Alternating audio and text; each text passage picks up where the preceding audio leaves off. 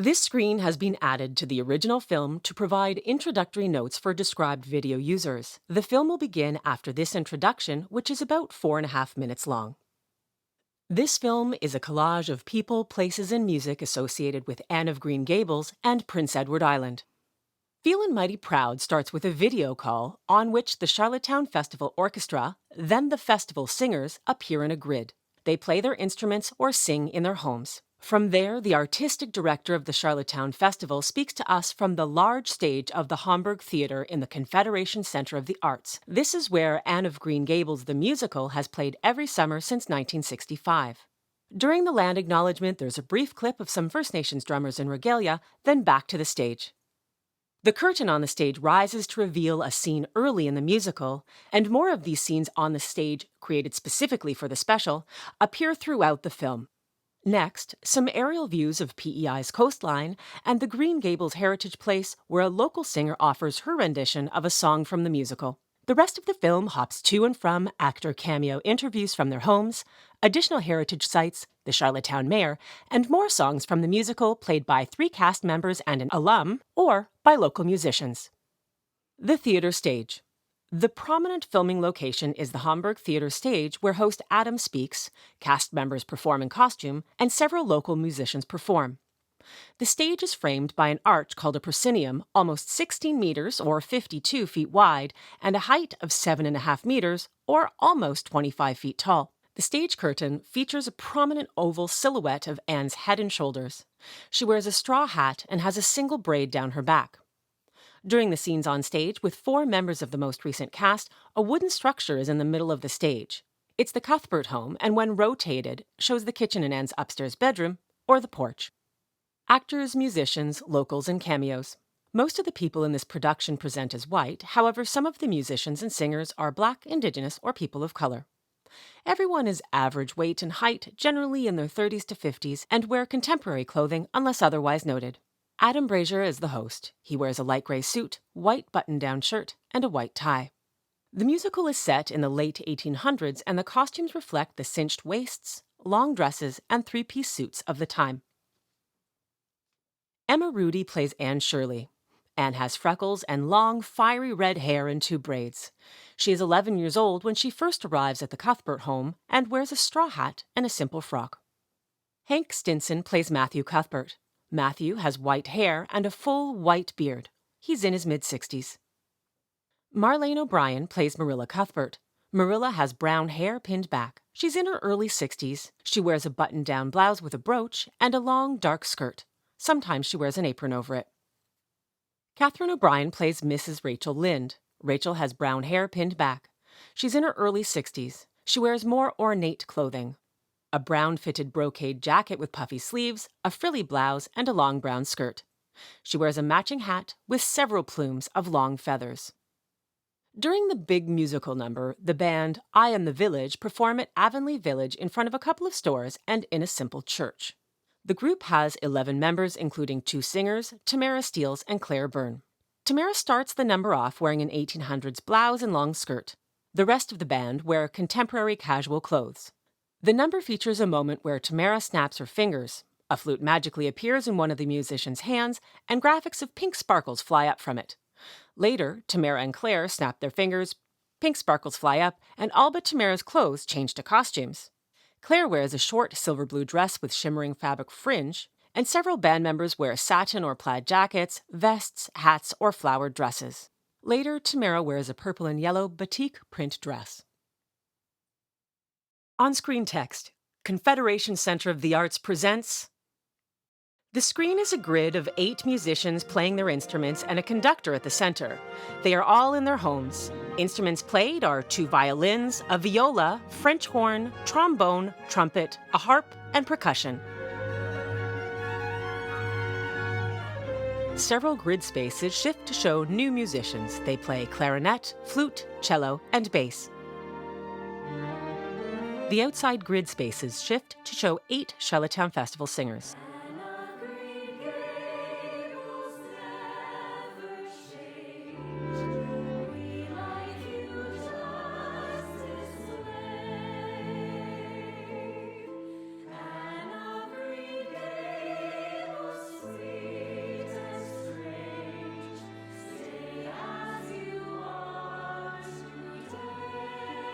6 grid areas shift to new singers. Blossoms fade and friends must part. Old grow the songs we sung. Anne of Green Gables, in my heart you are forever. Hamburg Theatre stage, Adam walks on in front of a huge curtain. Welcome, bienvenue, Bouey, and thank you for watching CIBC and the Confederation Centre of the Arts presents Feelin Mighty Proud, sponsored by CAA. Hi, I'm Adam Brazier, Artistic Director of the Charlottetown Festival, and today I'm going to act as your guide as we travel across the island, celebrating Lucy Maud Montgomery's most beloved character, Anne Shirley. I'd like to begin by acknowledging that the land on which we live and operate is the traditional unceded territory of the P.E.I. Mi'kmaq. We're going to share with you some selections from the Charlottetown Festival's musical adaptation of Anne of Green Gables, adapted for the stage by Don Herron and composed by Norman Campbell. Our journey begins just as Anne's did, at the Bright River train station, where Matthew Cuthbert is about to arrive to pick up the young boy that he and his sister Marilla have adopted to help out on the farm. Theatre stage, Anne, alone, sits on a suitcase reading a book. Easy, Pearl. Anne looks up and smiles. Matthew rushes in past Anne. Her smile droops slightly. Matthew looks around, his eyes narrow. Anne stands, suitcase in hand. If you're looking for the 5:30 train, it's been and gone. Oh, Half an hour ago. but it's only 20 past 5. If you're looking for the station master, he told me to tell you he's gone home. He told you to tell me? I suppose you are Mr. Matthew Cuthbert. Mrs. Spencer told me what you looked like. I was beginning to be afraid you weren't coming for me. The station master said the train was early because they had a new engineer on and he wasn't very experienced. Well, now, there must be some mistake. Yes, he said usually the 5:30 train is half an hour late. Regular as clockwork. Oh, if you hadn't come for me, I was going to walk down that track to that big wild cherry tree. See it? Oh, yes. And I was going to climb into that beautiful tree and stay all night. Oh, wouldn't that be lovely? Am I talking too much? People are always telling me that I do. Mrs. Spencer says my tongue must be hung in the middle. It flapped though. If you say so, I'll stop. I can stop when I make up my mind, although it's awfully difficult. Oh, no. You can talk all you want. I don't mind. Oh, I'm so glad. Oh, it seems so wonderful that I'm going to live with you and belong to you. I'll let Marilla do it. I beg your pardon? Here, let me help you with your bag. Oh, no, I can carry it. It isn't heavy. It's an excruciatingly old bag. Thank goodness I'll never have to use it again. Matthew turns away. Mr. Cuthbert, Yes? which would you rather be if you had your wish? Divinely beautiful, or dazzlingly clever, or angelically good? Well, now, I don't rightly know. Neither do I. But it would be nice to think you had a choice. She extends her hand to him. He ushers her off. Several aerial views, low-growing crops with small yellow flowers. I'd like to add some beauty to life, said Anne. A coastline of red sand. I don't exactly want to make people know more, though I know that is the noblest ambition. An inlet lined with boats. But I'd love to make them have a pleasanter time because of me. A white house near a barn. To have some little joy or happy thought that would have never existed if I hadn't been born. Barn doors open to reveal the white house. A black two-person covered carriage is parked beside the white picket fence. We speed along the fence. Hello and welcome. My name is Christina and we are currently in Cavendish, Prince Edward Island at Green Gables Heritage Place. This site is the original inspiration for the book Anne of Green Gables, and we welcome roughly 200,000 people every year. There are many great things that you'll find in the house, such as the raspberry cordial that is now on the second shelf, as it should have been, not the red currant wine. You'll also find Anne's puff sleeve dress upstairs in her room, as well as the pieces of her slate, the slate that she broke on Gilbert's head when he called her carrots. You'll never know what other great things you find at Green Gables Heritage Place. We speed through the back door into the Gables living room. Megan Blanchard stands alone playing her guitar. Once I thought I'd like to be a blossom growing on a tree, white and pink and lazy as can be. That I'd be king just in the spring, so now I think it over. Gee, I else but me. If you sit around and find the world is gloomy and it isn't just your cup of tea, it's easy to imagine that it's rose and bloomy. You can think the things you want to be. So when all is said and done, imagining's a lot of fun. But when there are battles to be won, be what you are, it's best by far. Soon you'll be in clover. Gee, I'm glad I'm no one else but me. Do you suppose that it could be the wounds of tragic destiny dripping from a bloodstained family tree? An evil spell that did compel the founders of this island to meet their doom and perish horribly. Picture now the vicious strife that started raging way back in the olden days of yore. Family with family in feuds, engaging, drenching all your local soil with gore. She smiles and closes her eyes briefly. As far as I can see, you've just cleared up the mystery of why your roads are red perpetually. The answer's found not in the ground, but in your imagination. Gee, I'm glad I'm no one else. Gee, I'm glad I'm no one else. Gee, I'm glad I'm no one else but me. But me.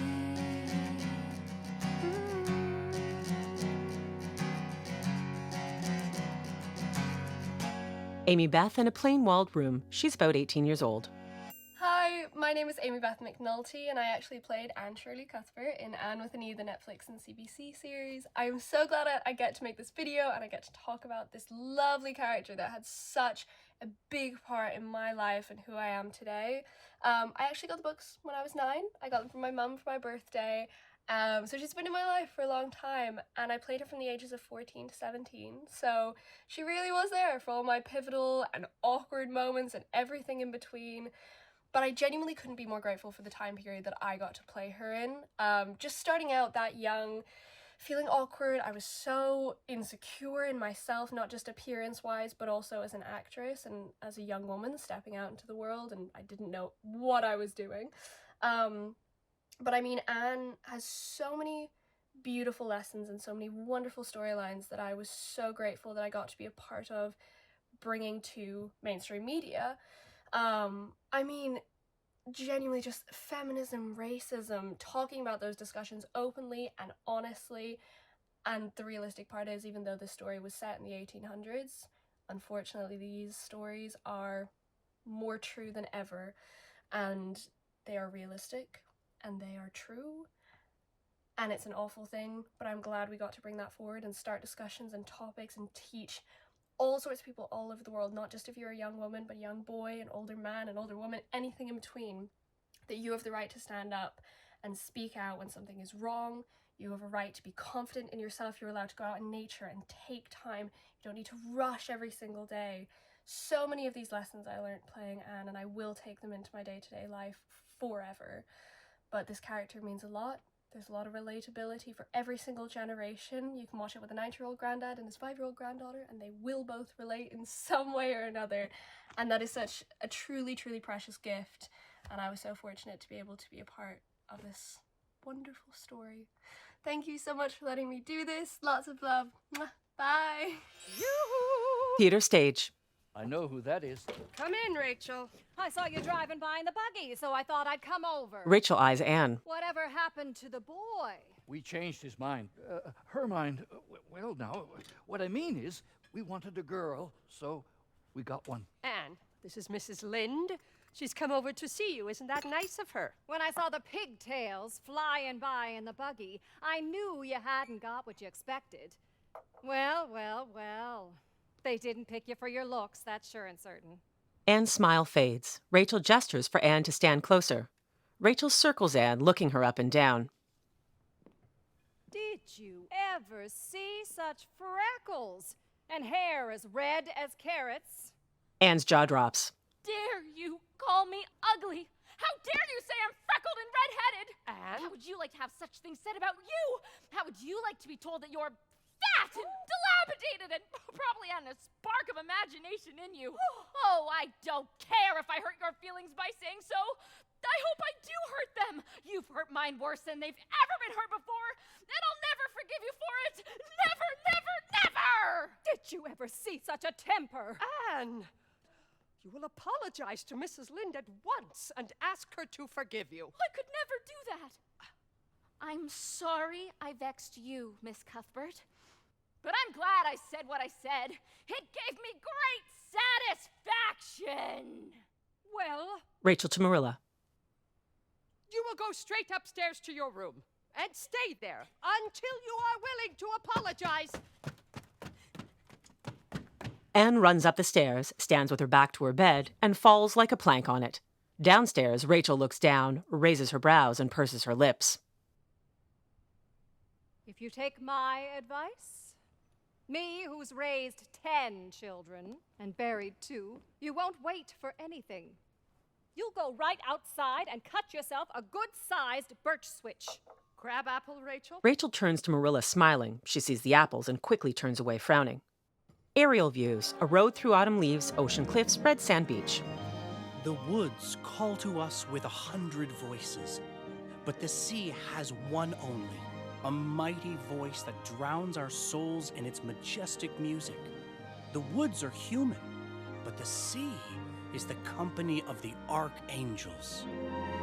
Brenda Baglowell, manager. You are at the Lucy Montgomery birthplace in New London, Prince Edward Island.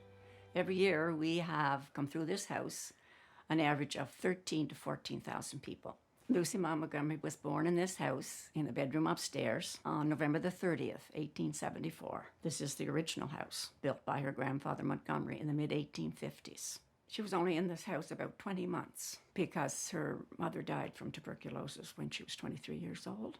So Lucy Maud had to move to Cavendish to her McNeil grandparents.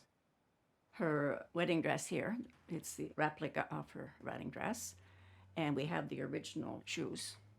The Waterloo stove that's on display here in the kitchen is the stove that was mentioned in the Anne of Green Gables book. You will see her original short stories and poems, her original handwritten letters, and some of her original books, and a lot of other history and information about her as well. Stage, Marilla speaks to Anne. Very well. Come with me. Anne follows. Matthew, Yes, Marilla? would you come in here a moment, please? Oh, all right. Matthew sits at the kitchen table with Rachel. I want you to see what a little discipline can do. Anne stands to the right, grinning. Mrs. Lind, oh Mrs. Lind. Rachel eyes Anne. You have been wronged and I have sinned. Matthew smiles. My very soul is so chagrined. I acted so undisciplined. I should have laughed. I should have grinned. I should have been more thicker skin. Forgive me, please. My hopes are pinned on Mrs. Lind. Well, I think that was very nicely done. My punishment was necessary. Upstairs just now in solitary. I have a temper which is scary. I know I have and I'll be wary. You'll find my conduct salutary. I don't deserve the human race. Just make my headstone commonplace and print my name in lowercase without an E. Just leave a space. Please, Mrs. Lind, your rage rescind. Please. In front of Rachel, Anne clasps her hands. I know I've sinned. Please, Mrs. Lind, I'm out of wind. Matthew gestures too much. Please, Mrs.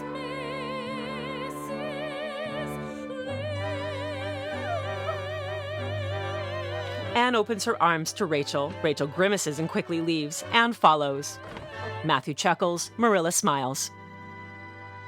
Glenda inside, Gracie in a garden. My name is Gracie Finley, and my first year playing Anne was in 1968. My name is Glenda Landry, and my first year in Avonlea playing Diana Barry was 1970. Diana sings to Anne. Ice cream is anything more delectable than ice cream. Why, even the most respectable eat ice cream. It's wonderful on a summer's afternoon in June. That trust that we had off stage, I think we were able to bring with us onto the stage as performers as well, and not just onto the stage, but into the whole rehearsal period. I honestly think that that trust is what develops truthfulness. I think so. I would like to think we were able to take that with our Anne and Diana and make that a very real thing, to translate that trust into truth of character on the stage. And I think that's so important. And of course, we had great mentors too, who were doing that. Do you remember? Well, Liz Mawson was on the stage, and I remember Exactly. the years of Barbara Hamilton, Peter Muse, the gorgeous, gorgeous Liz Mawson. I remember, Gracie, when they were working on the stage and we weren't called to the scene, we would sit in the seats just to watch. We could tell stories forever, but... We could tell stories forever.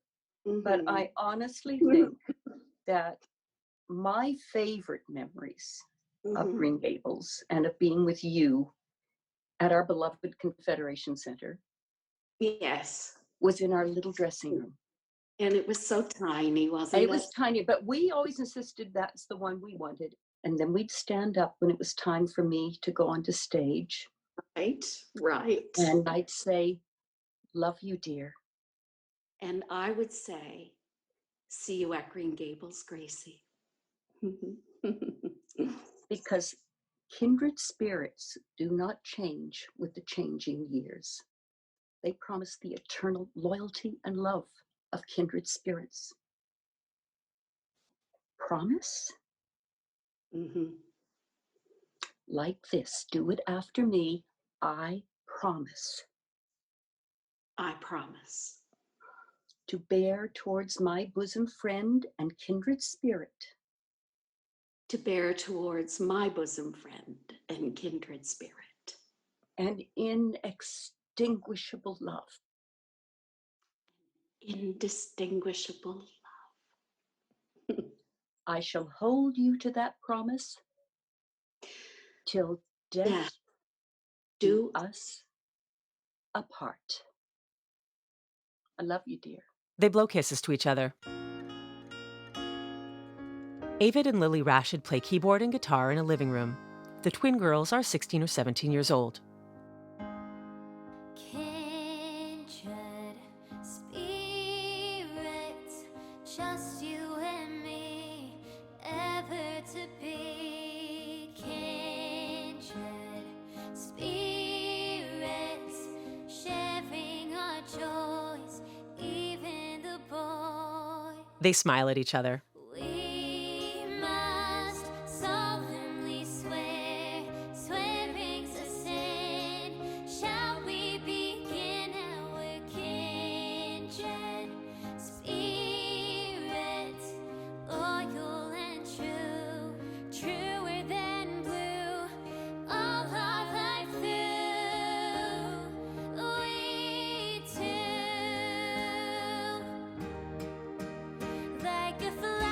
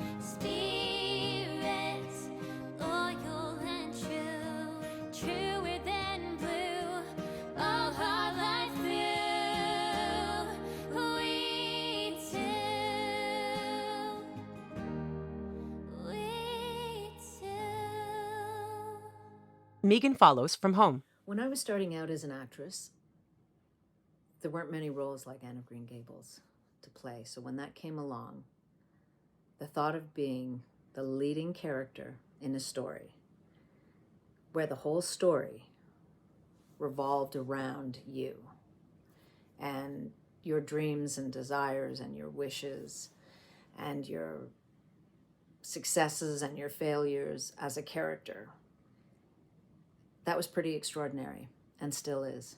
And I think that is the power of Anne of Green Gables and the amazing gift that Lucy Maud gave to everybody with her beautiful writing and introducing us to this powerful, beautiful young woman who has a huge impact on her own community. So I feel very, very grateful that Anne of Green Gables touched my life.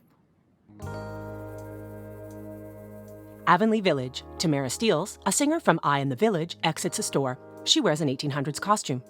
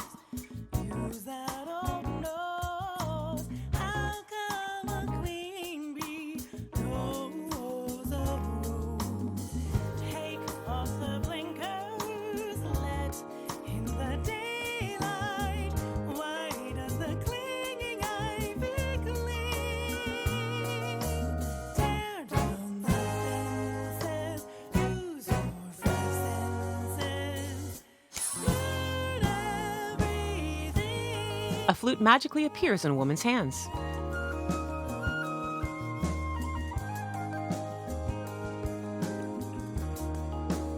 The 9-piece band plays behind Tamara.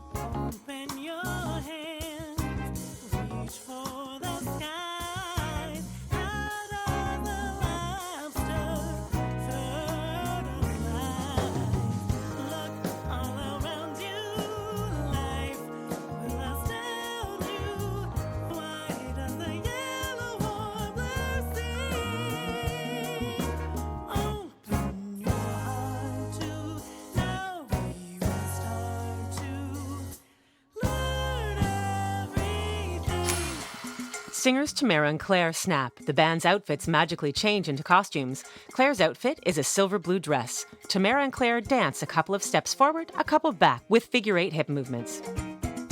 Claire exits the church singing with the band playing behind her.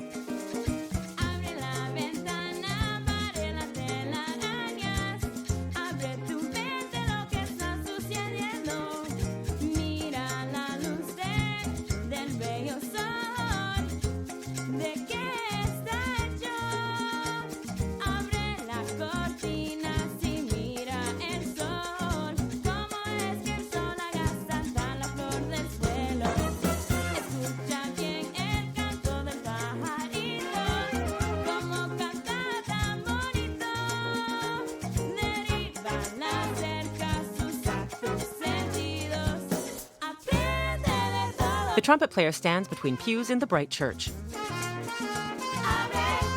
Tamara now wears a purple and yellow batik print dress.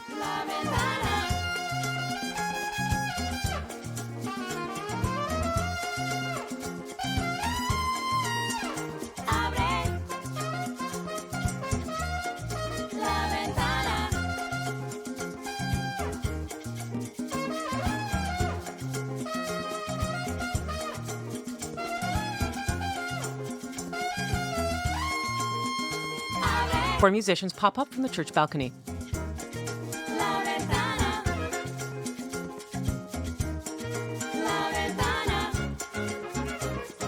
The band plays in front of a shop. Tamara and Claire dance towards each other, to the side, and shimmy with big smiles.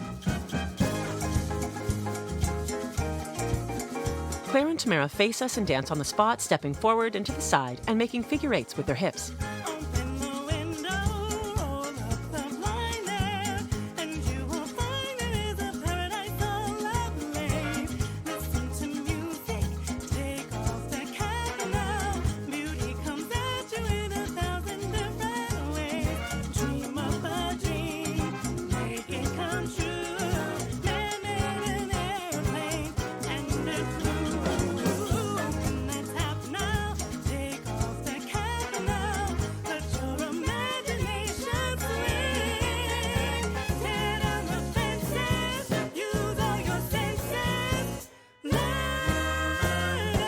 The singers do a Charleston-type dance. They step forward towards each other with their right foot and back with their left. The rest of the band, in a loose circle around them, takes the same steps. Quick pose.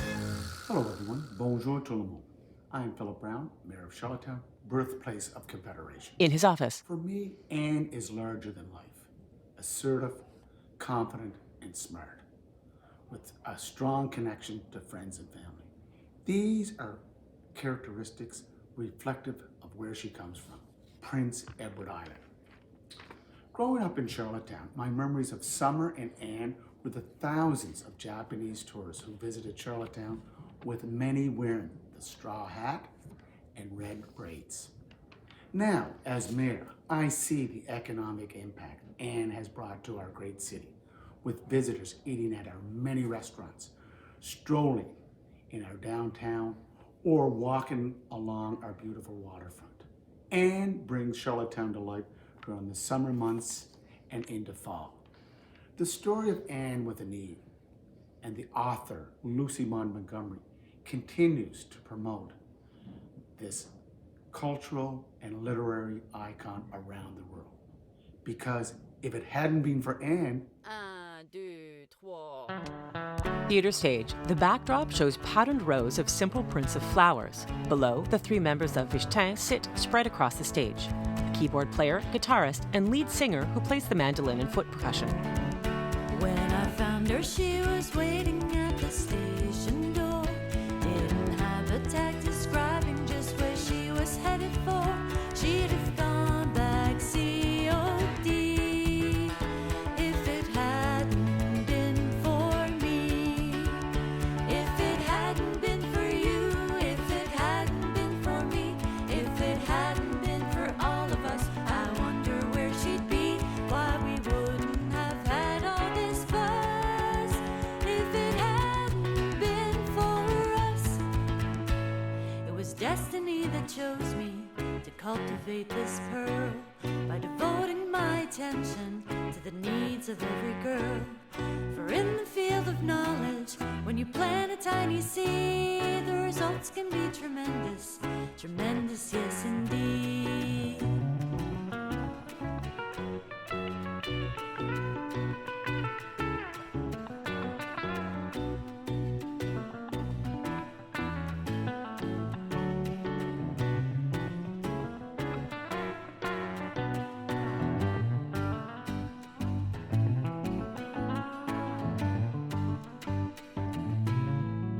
If it hadn't been for you, if it hadn't been for me, if it hadn't been for Anne, if it hadn't been for Anne, why, she did it herself with imagination and determination. And though we all may have helped when we could, it was Anne who brought honor this night to her school. So, if it hadn't been for you, if it hadn't been for me, I've a hunch she'd still have made it as the pride of Avonlea. She's the girl at the head of the crowd, and I'm feeling mighty, mighty proud. Feeling mighty, mighty, oh so mighty, mighty, feeling mighty proud. Hi, I'm R.H. Thompson, Robert to my friends. Backyard. I really enjoyed playing Matthew, and especially working with A, B, and G, which is how we refer to ourselves, A, B being Amybeth McNulty and G being Geraldine James. I never thought I was right to play Matthew. In fact, I thought it was wrong. So even weeks into the production, I thought that I was going to be fired, but I wasn't, so here I am. And it was a real pleasure to be part of that story. It's a very special story. It's a story, even though it was written 100 years ago, it's for our times. It's about a young woman who, through adversity and abuse, continues with her courage and fortitude and intelligence and imagination to find a way to live in the world that is very positive for her and everyone around her. And that's the story of Matthew and Anne. I mean, both of them never expected to find, both are kind of lonely souls, and both of them never expected to find the kind of love and loyalty they found in each other. I mean, him at the end of his life and she near the beginning of his life, and it was unlikely and it was unprepared for, and there's suddenly they tumble into this deep love for each other. And Matthew and Marilla, too, is also interesting. This is an older brother and sister who are at the end of their lives. They think, that's it, we know the pattern, we know how it ends, let's prepare the coffins and get into it. And then suddenly, her in the midst of her spinsterhood and Matthew in the midst of his bachelorhood, they are catapulted unexpectedly into parenthood. And the silence and routine of Green Gables has turned upside down, with tears, with laughter, with young people, with all the rest of it. And so it's about a renewal of life. And in a way, underneath the story of Anne and Anne herself is about renewal. When you come from such hardship, a fortitude and optimism and a drive and an intelligence and an imagination can keep driving you forward. That's why Anne is quite a special person. I think of Malala Yousafzai, the Pakistani girl who was shot in the head by the Taliban because they didn't think young women should learn. And she ends up at the UN winning the Nobel Prize and speaking to the world. And I think of Greta Thunberg, climate activist, who I think she was 14 years old when she appeared at the UN in the climate conference. And she said to the world, how dare you? How dare you for making the younger people pick up this burden about what's happening to the climate catastrophe? And Anne is one of those young women. I'm a firm believer that the world will balance itself only after women have achieved half of the power in the world. So Anne and Greta and Malala are part of those young women who bring us to that place. Theatre stage, Lenny Gallant stands alone on stage at a mic playing his guitar.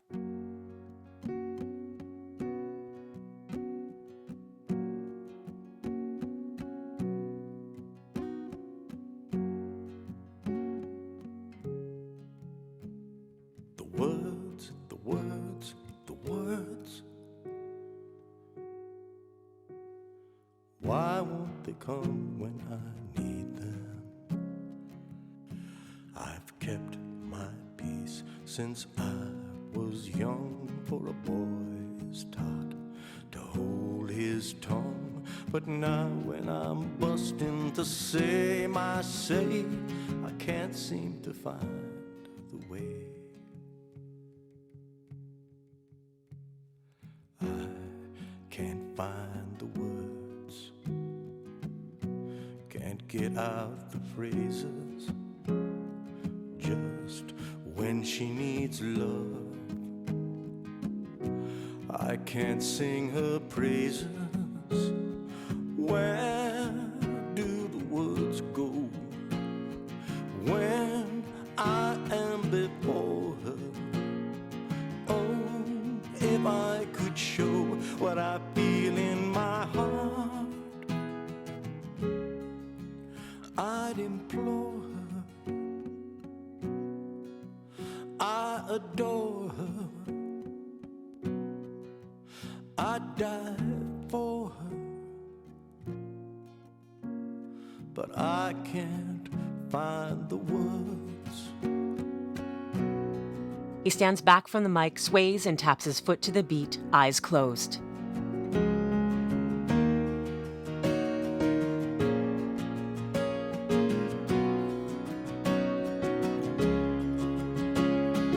Where do the words go when I am before her? If I could show what I feel in my heart, I'd implore her, I adore her, I'd die for her.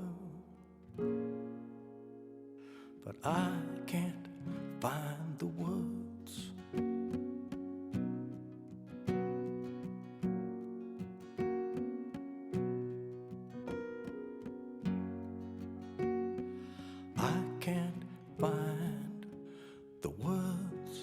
Theatre. Adam stands in the empty theatre aisle. He holds an old book.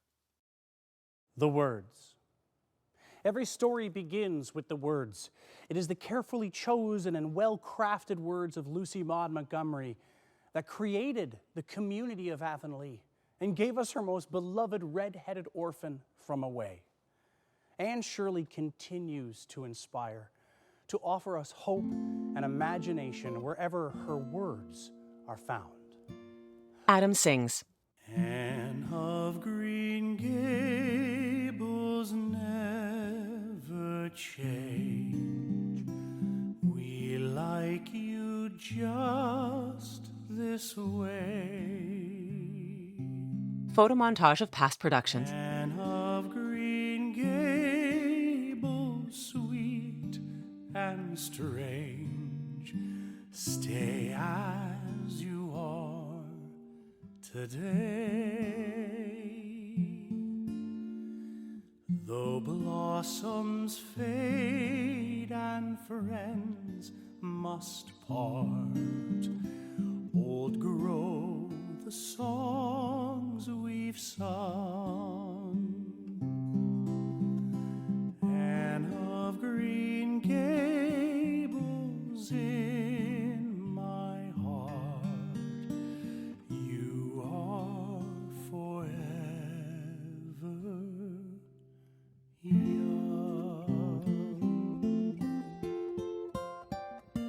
Photo montage continues. Some people go through life trying to find out what the world holds for them, only to find out too late that it's what they bring to the world that really counts. On behalf of everyone at the Confederation Centre of the Arts and the Charlottetown Festival, we thank you for joining us this evening, and we look forward to welcoming you back to Prince Edward Island. Anne, played by Emma Rudy, the most recent Anne, stands smiling. She holds her straw hat in front of her. Homburg Theatre stage. The view shows the Cuthbert house and pans up to the roof.